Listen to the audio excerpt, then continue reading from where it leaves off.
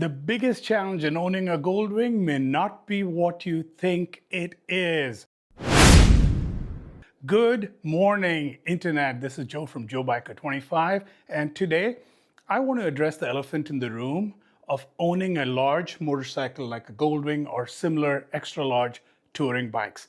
It is not the handling or the power or the size when you're on the road that matters. It is the huge weight, the 900-pound plus weight, when you're trying to park it in a small garage. So this is a two-car garage. If you have a larger garage than that, I'm very envious. But a large SUV, a full-size SUV and a full-size sedan already live here, along with my adventure bike, the Africa Twin. So I literally have to position the Goldwing about 2 inches away from that wall so that my vehicles can fit.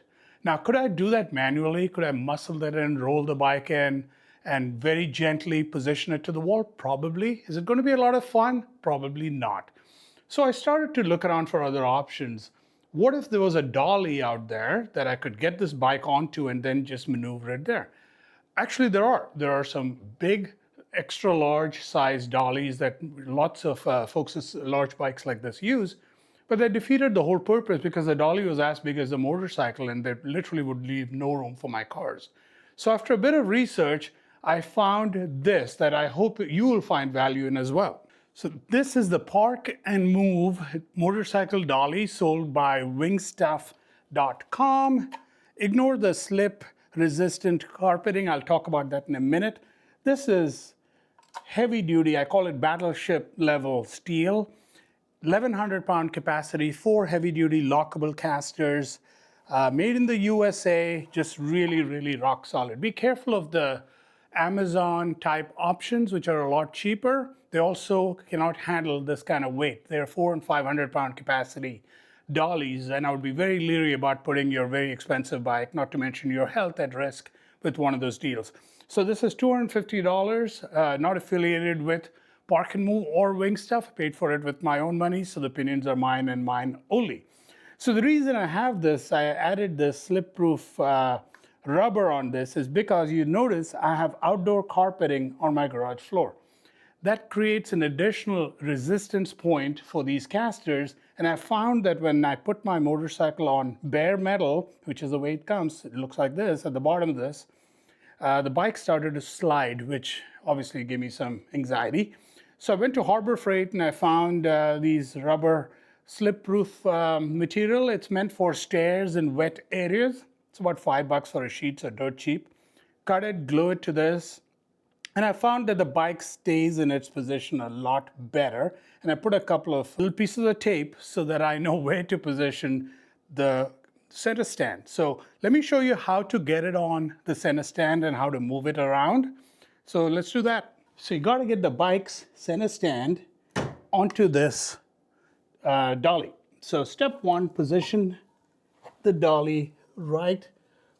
There's a little cut in the dolly, a little indent. Make sure it's aligned with the rear wheel. Now you got to put the center stand down and you want to make sure it's going to the right place. Both those pegs need to, or the center stand, need to be about in the middle of that dolly so you have enough room on both sides.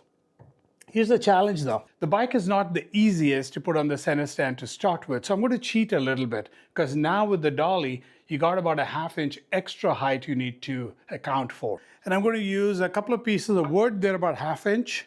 So give me a little bit of advantage. Put this right behind the tires.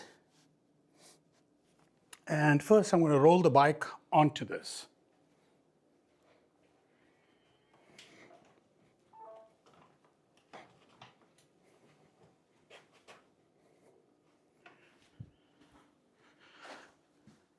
Now that the bike is on top of those ½ inch wood planks, gives me a little bit more leverage as I try and put the bike on the center stand onto the Park and Move dolly. So again, let's position the dolly.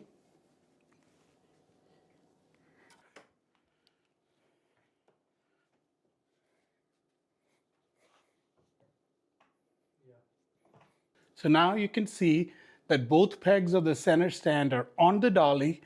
Make sure your front wheel is absolutely straight, and then put your weight on the So now you can see that the bike is sitting safely on the park and move dolly. The slip-proof material helps keep the bike a little stable and doesn't slide on the metal. So now the wheels are unlocked, the casters are unlocked. Let's move this bike around.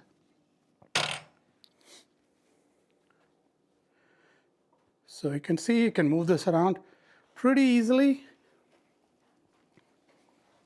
and get it into the position you want.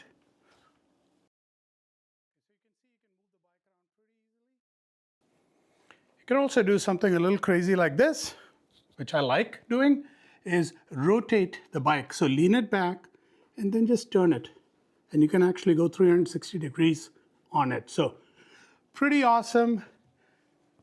And make sure the casters are unlocked when you do this, but it really makes life a lot easier.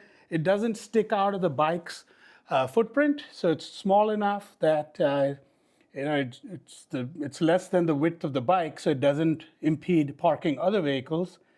I like the made in USA quality. I do need to do a better job of fixing the slip-proof mats. So if you have any ideas, because the glue doesn't seem to be holding it really well. All right, so taking it off the park and move dolly is the opposite of what we just did. So step one, let's lock these casters. Press down on. And you want to do them for all four of them because you don't want this thing to move.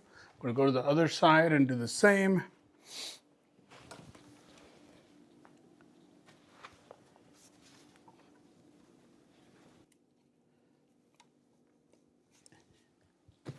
Okay, so got all four casters are locked.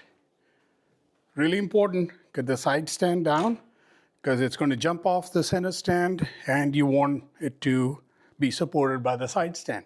Most important thing, respect the weight of the bike, respect that it's a large bike, don't hurt yourself. That's priority number one. Totally okay when you're starting out to get a second set of hands to help you balance it while you get used to the sudden movement that's going to occur right now. So I put my foot down there, and it comes right off. That's it. So really simple and easy to get off, a little bit harder as we saw to get it onto the dolly, but a little bit of practice. And again, slow and steady. Rule number one, don't hurt yourself. Rule number two, don't hurt the bike.